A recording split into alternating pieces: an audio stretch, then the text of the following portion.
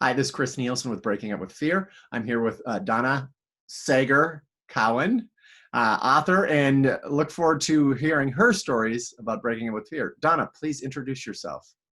Well, good morning, and thank you for having me here. Absolutely. As you said, I'm Donna Cowan. I am a children's middle grade author. I write chapter books for ages 7 through 12. And I have quite a fear breakup story. It's been interesting.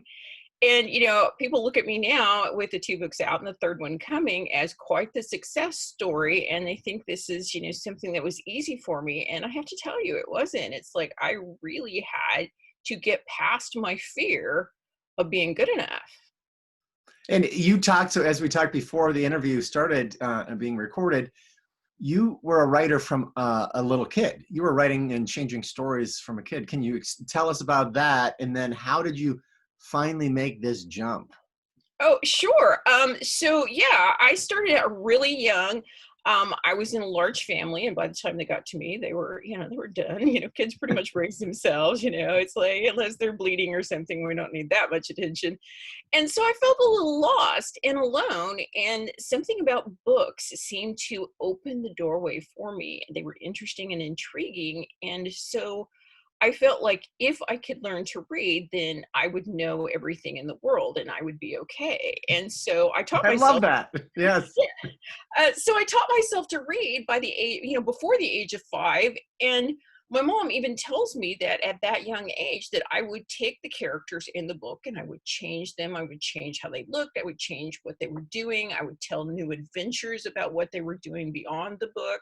And so I was evolving as an author and a writer even at that young age. Now, writing for me, I didn't learn that until a few years later, and where I actually did start writing down the stories, and my mom has boxes and boxes of these crazy little stories that I had. And I'm, at 60 now, and I've been writing this entire time, but I was so afraid to even consider being published until 2016. And the only thing that changed my mind then was my grandkids. And, Your grandkids motivated you to start writing or actually publishing your story, or how did that work? well, again, as a writer, at night I would tell them all these stories and we would read books, but more often than not, they wanted me to make up a story for them. And some of them they really, really loved. And so they started asking me to write them down. And then they said, well, our friends want to see this. Is there any way that you can put it in a book? And I'm like, well, I suppose, and it kind of pushed it off for a really long time because I was afraid. And then my one youngest granddaughter came to me and she asked me this question about my cat. And what it was, I thought that she did at night when she went outside and was gone for hours and she come back totally exhausted. And I'm like, I don't know. And a few weeks later, I came up with this grand story how she was a superhero and she was out saving her animal friends, but that it was a secret and we couldn't tell anybody. And they I asked love it, but I want to hit on something just you said that Sure. excited me. Is that so? It was your grandkids pushing you to do this, and then what was the key that made you feel I'm good enough to do this, that clicked over? Well, that was it. They loved this absolute story about my cat being a superhero, and they had me tell it repeatedly. And this was the one they were really pushing for their friends. Their friends wanted to hear it. They would talk to them at school, and they were like, "We want to read that story. We want to read that story." And so they really did push and encourage me that this was the story that I needed to publish, that it was good enough, that it was great. They already had feedback from my audience, from my age group, that they loved this story. And so, we started on that journey, and as with any books, you start with an idea and you think it works. And then what we realized is that we were too far in the story. So we had to go back to the beginning. And so the superhero school series was born, and this is how Catt the Cat became a superhero. I love it. And so really it was for you was more proof that it was good enough from an outside source, not from internal. So it first came from outside. Well, yeah, and I think it it was just that impetus that I got from them, that they fully believed in me. They were ready to tell my stories to their friends, and they were excited for me. And they couldn't wait till this first book came out because they wanted to say, you know, my grandmother's a published author. I You know, love your grandkids. I mean, to be that believer. So the kids were the believer this time, and you that helped you drop that fear, or get enough belief in yourself that you could go through that fear. well, it was mostly getting through the fear because it was still there, but I was doing it. And this is kind of what I talk about in the book, about sometimes, you know, you're afraid of things, and it's because you don't have something strong enough to risk that fear for. And my grandkids absolutely were the risk I was willing to take for them to get past my fear and blast through it and get these books done. And it had kind of an extra side thing to it too, because now they tell me that they love it because they can see at my age that I had a dream from a child, and I pulled it out of the closet, I dusted it off, I made it pretty, and I did it. And it's a lesson in perseverance, it's a lesson in it's never too late, it's a lesson in always chase your dreams. So if I had to get through fear to get to those and to teach those to my grandkids, then, you know, it was the right moment for me. Yeah, I think it was the right moment, and what a wonderful story. And I love what you said too, and maybe say it again, is that they created enough so your courage got big enough to go through Mhm. that fear. And how did you say that again? Well, they were, you know, sometimes your fear is because you're not willing to risk Yeah. whatever it takes to move past it.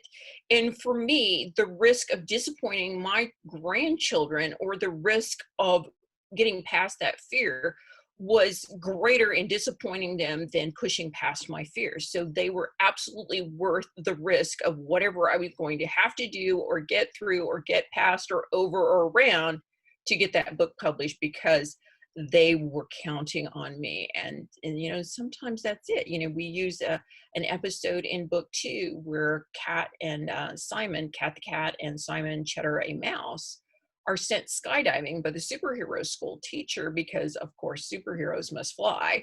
And you know, there's the dichotomy between the two characters. Catt is very unsure and very kind of methodical. She likes to think through things, but now Simon is always ready for an adventure, ready with a plan, ready to do just about anything. So we see them in this moment to go skydiving, and of course Simon is absolutely excited about it. He wants to do it, he can't wait to do it, you know, he wants to be first in line. And Cat's like, no. And so what happens is they wait until everybody else has jumped, and Simon is trying to convince Catt to jump, and she still doesn't want to do it. And then Simon accidentally falls out of the plane, and his chute does not open. It breaks. And so Catt is again at that moment, like I was, where she has to decide, am I going to watch my best friend die, or am I going to swallow my fear and jump out and save him? Well, of course, Catt goes and saves Simon because we need Simon for the rest of the series. But it is a pivotal moment, and it is a very good teaching moment that I think for kids, especially of this age, that are just learning to develop their personalities and their choices, is that you have to decide in life what is worse, you know, doing nothing or being afraid and doing whatever you can. Well, I love that story, and I love the idea, and I see it then the kind of two ways, and you can add on to this if you like. Is that one, another fear made you break up with your fear, the fear of disappointing people, but also the people, because of their belief, gave you courage to take that risk forward. And sometimes we need people believing in us, and sometimes, yeah, we can use fear as motivator to break through a fear that's held us back. So I thought that was Right. incredibly powerful. Right, which it is, you know, and again, you know, it was purposeful in the reason that I chose the title for the first book, With the Courage of a Mouse, because I felt like I was that little mouse, you know, having to have the courage of the world, you know, that, you know, Simon in the first book famously says, you know, mice wear courage like an old shirt. It's warm and comfortable, but they don't know anything else. They have to have courage with everything they do. Think about a mouse. Everything that they do is about hiding and getting to food and getting to safety. They have to have courage to take one step. And so this is why, for me, it really was with the courage of that squeaky little mouse trying to get out into the world. Donna, I absolutely love it. How can people find you and find your books, maybe for their kids, grandkids? Love. Well, my books are available wherever books are sold. The easiest places, of course, is on Amazon, Barnes& Noble, or Kobo. It is available in ebook. It is available in softcover and hardcover. And if you can't find them, you can always go to my website at donnasagercowan.com. And all the links are there, all the information on the upcoming series. We do have the 3rd book in the series coming out this November with The Passion of a Pig, and this is one of their superhero school classmates. Patty Porter is going to take the lead, and it's an interesting story because Catt is originally from the real world, and she accidentally finds her way into Sweet Meadows, this amazing world where the animals are like people. They go to school, they have jobs, they have homes. But in the 3rd book, their town patriarch is missing. And so the students of the superhero school decide they must go try and find her. And in order to do that, they have to go back through this hidden portal that Catt came through into the real world. And it's quite exciting because all of the animals, except for Catt, turn into children. Wow.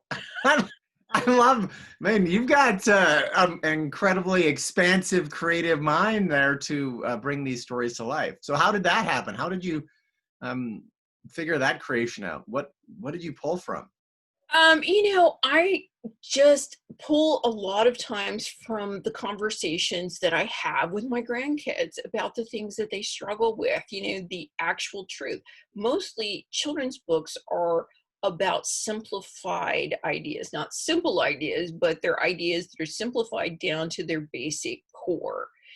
So that children can understand it. So what I try to do is to create situations where my characters are going through something similar to what my grandchildren have had to struggle with, so that I can get a universal truth or a question or an idea across to my audience. Because I think as a children's author, that is my biggest job, is to raise question, to spark discussion, to bring them back to talking to their peers or to their parents about what it is that they're hearing and seeing in these books.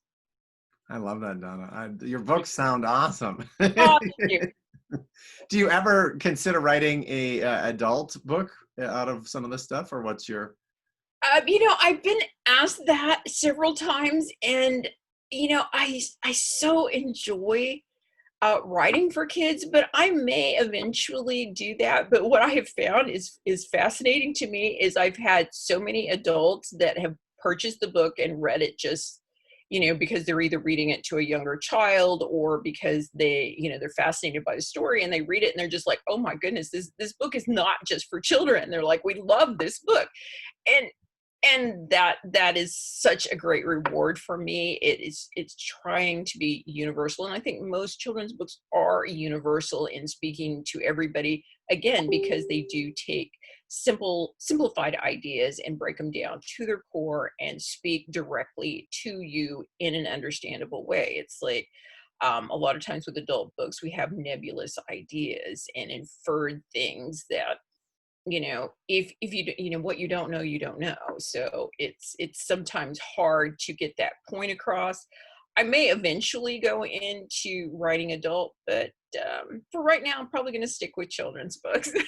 Well, I love what you're doing. I mean, I love the description of them. They sound exciting, and I can see if or when I have grandchildren, I will look at the books.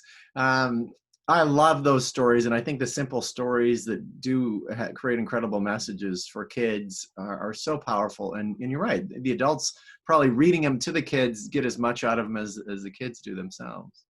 Well, yeah, because that, again, this is part of what I do as an author is, I'm bringing into your home a little bit of my knowledge, of my grandmotherly knowledge, and how to speak about certain situations that I've had to deal with. Now, I spoke with someone earlier this week about just this fact that, you may not consider that point of view. You may not consider that idea as being important or imperative until you read the book and you go, wow, okay. I have a friend of mine that writes children's books that she's writing this series called The Feeling Closet, and it is about teaching kids how to deal with and how to express their feelings and change their feelings. Now, I had never considered that.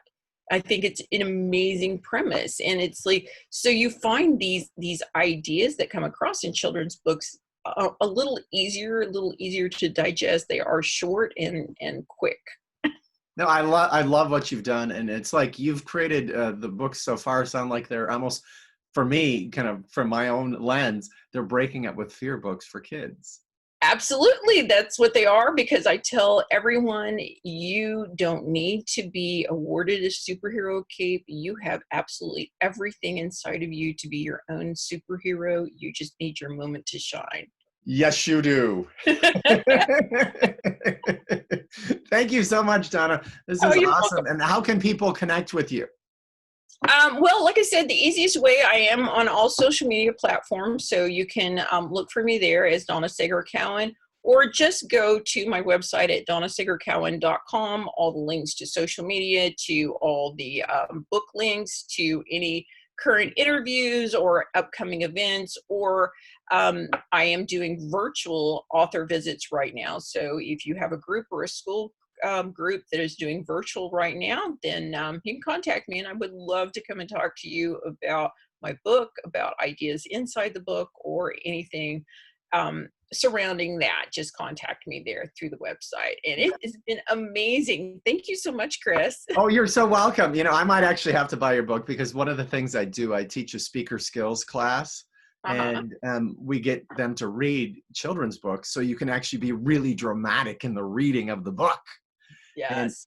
that there's such power to that. But I will actually include in the description here Sure. links to Donna as well. So look underneath, and you'll have an actual link to that. So thank you, everyone. Thank you so much, Donna. You're Oh, you're awesome. welcome.